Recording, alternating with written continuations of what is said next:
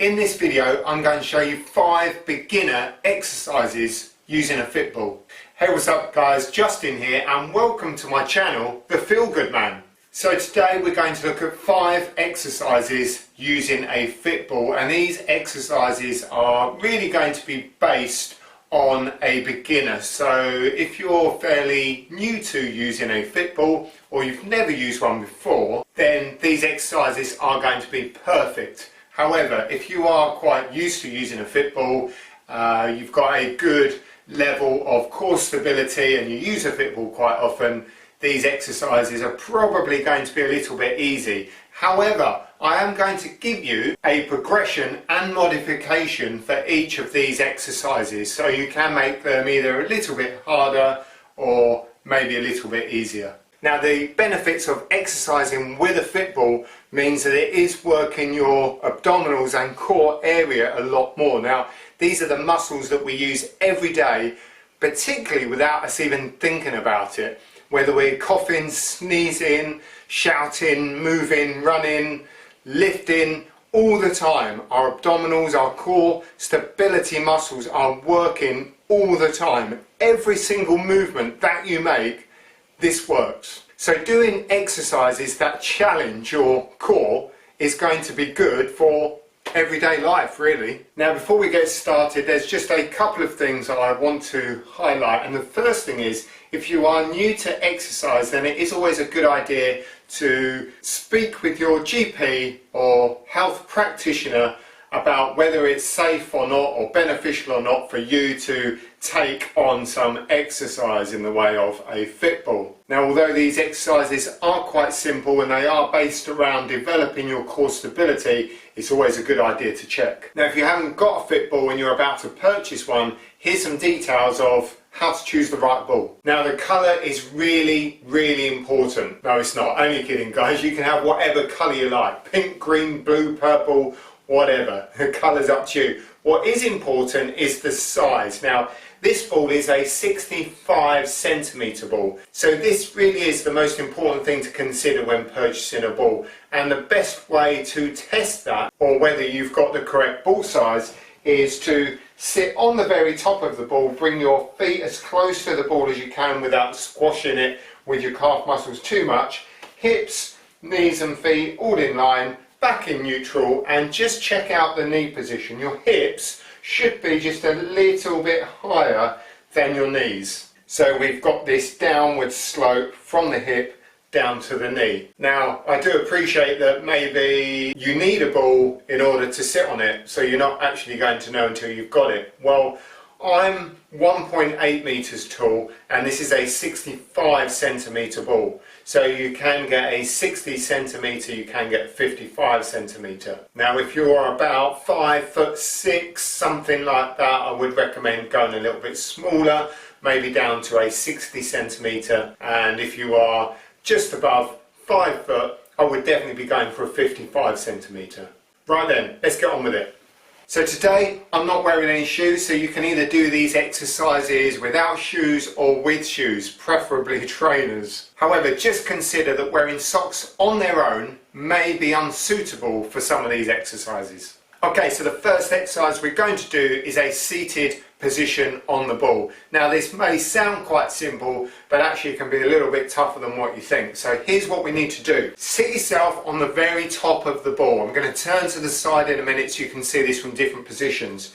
But sit on top of the ball, keep your hips, knees and feet all in line. So we don't want to go here, because believe it or not, this is going to make it quite difficult. So we want to have our knees and feet all in line like so. What we also want to consider is a neutral spine position. So that's making sure our spine is in a neutral position and it has the curves to it that it should have. So we don't want to be sitting like that for sure. So we want to pull our belly button in, lift up from the head and shoulders, keep the chin tucked in and keep the shoulders back. So it should look a little bit more like this. We want to bring our feet as close to the ball as possible, but without actually squashing the ball with our lower leg. So from here, seated position, what we're going to do is raise one leg. Only very slightly, but here's the deal. what you will find with this exercise, as soon as you lift that leg up, you will move over to one side to compensate for balance. And you're probably doing that because you've got not necessarily weakness here, but this area of your body, your core, your abdominals are being challenged. So what we need to do here is be able to lift one leg without any movement occurring whatsoever. See, this is where it gets a bit tricky. If you've got your feet in this position, you take one foot off, you are going to move, most definitely. If you've got your feet a bit closer together, it will be a little bit easier. So from here, make sure we got that position, lift one leg without moving the body. The best way to engage your core is to cough, but just make sure you're not coughing over anybody. When you cough, you can feel your abdominals engage. What you need to be able to do is cough, engage and hold them. Now your abdominal muscles are not responsible for breathing, so you should be able to contract these muscles and still breathe. A lot of people that I've trained in the past say, how am I supposed to breathe when I'm engaging these muscles? You're not actually using those muscles to breathe. So there we go. So cough, engage, maintain your breathing, keep this nice and strong. Hands can just either rest on the ball or just off the ball, and from here with no movement we just lift one leg up. And you can see straight away there's a little bit of movement here, just a little bit to compensate,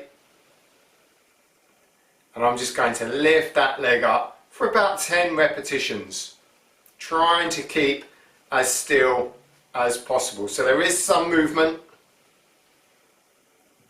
There we go. We do 10 with the other leg, exactly the same. Maintain that posture.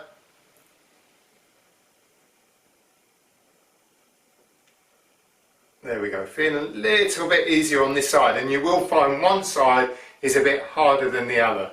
And maybe to start with, just do one set of 10. 10 here and 10 here. Now if you want to make this exercise a little bit easier, bring your feet closer together, and then you've got one line of balance here. So you're not lifting up here and falling forward in this direction, you've actually got everything in one line. So actually lifting one leg up should feel a little bit easier. If you want to make it harder, keep your feet hip width apart and try putting one arm out. So I'm going to put my right arm out as I lift my right leg. If I put my right arm out and lift my left leg, then I'm kind of counterbalancing. So definitely right arm out, lift your right leg. And that will just take a little bit more weight over in that direction. Same here, lift the left leg up, take the left arm out. Okay, so next exercise is going to be the press up or push up. And on this exercise you're working your triceps, a little bit of shoulder here and chest. But ultimately, because we're using the ball, it is going to challenge the core muscles just a little bit more. What we're going to do is try and maintain this neutral spine position, but also a line from your shoulders all the way through to your knees. So as I move forward, my knees are here and my shoulders are here, and there's no movement in between. That's ideally what we're looking for. So from here, I'm just going to lean forward into the ball. You may want to take your hands quite wide, and you may find it easier to have them turned this way. Makes it just a little bit easier. Otherwise, if we've got them here, it tends to bend them in a slightly awkward position. So I go down into position here. We try and maintain that straight line from the knees through to the shoulders. We bend the elbows, chest comes down to the ball, and then we push back up again. Now if you want to lift your feet up as you come forward, that's fine, but it makes absolutely no difference. So feet up or feet just stay down. What we want to do is maintain that back and upper leg position. Now just the fact that we're pushing on an unstable surface is making our core work a little bit harder. Remember to keep a slight bend in the elbow as you push up. Avoid locking your elbows out. There, fantastic. Now if you want to make this a little bit easier, bring the ball closer to you and then we will bend a little bit more at the hips. So we keep the ball closer and we bend at the hips just a little bit more. You're still going to have that unstableness of the ball, but less work on the arms and the chest. And if you want to make it harder, then what we'll do is a full push-up.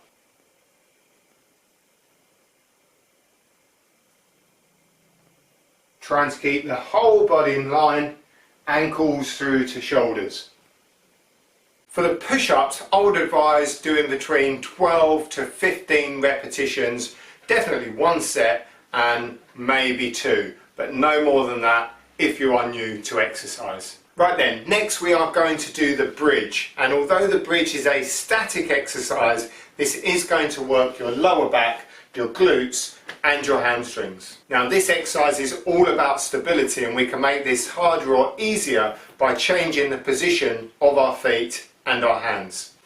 So we lie onto our backs, and I'm going to start with my feet about hip width apart and just placing my hands on the floor down by the side of my hips. From here, hips come up and trying to maintain a straight line from your shoulders through to your ankles. There's a bit of wobble here, so there is a little bit of challenging going on, but I want to make it a little bit harder, so I'm going to take my arms off the floor, so straight away that's reduced my base of stability. What I could do is move my feet closer together, and that will make me even more unstable. Or I could take my feet wider and my hands wide to create more stability if I wanted to make this exercise quite easy. We could even bring in some arm movement just to mix it up and make it a little bit more tricky. Now I would go for about 20 seconds of those and maybe do a couple of sets, because it does start getting the old hamstrings after a while and they do get tired.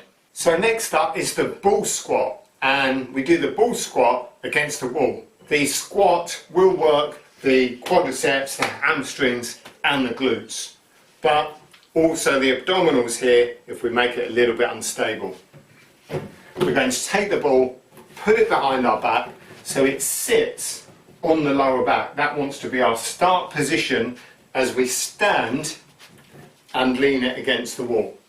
So it just sits on the lower back.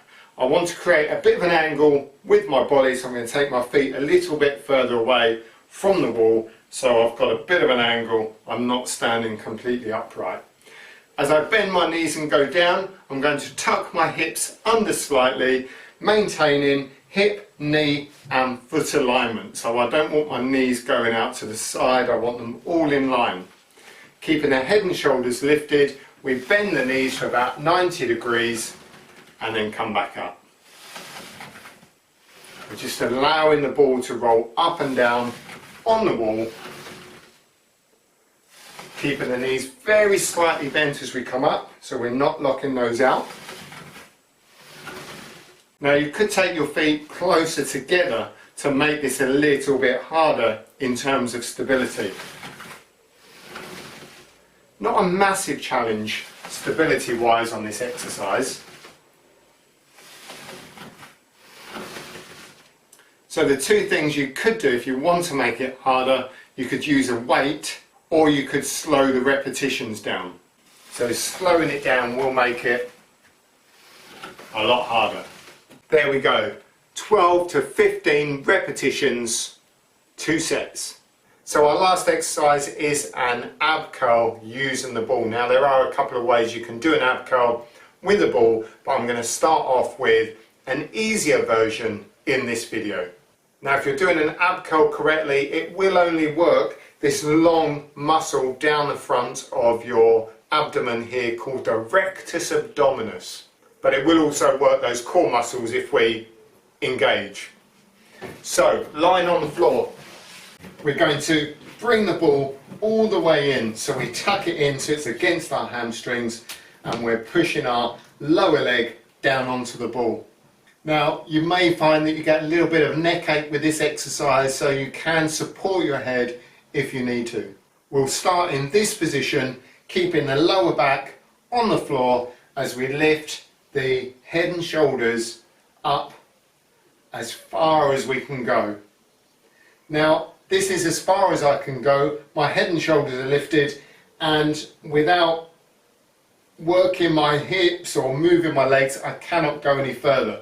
So that is my full range of movement. Try and keep a gap between your chin and chest. If you want to make it a little bit easier, we can put our arms forward, so we then reduce the lever, which makes it a little bit easier. Or we can take the arms behind us, which makes it a lot harder. Okay, 12 to 15 of those, 2 sets, and you're winning.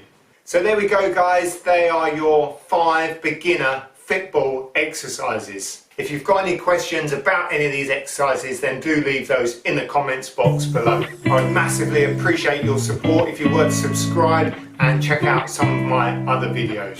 Nice one, guys. I'll see you real soon.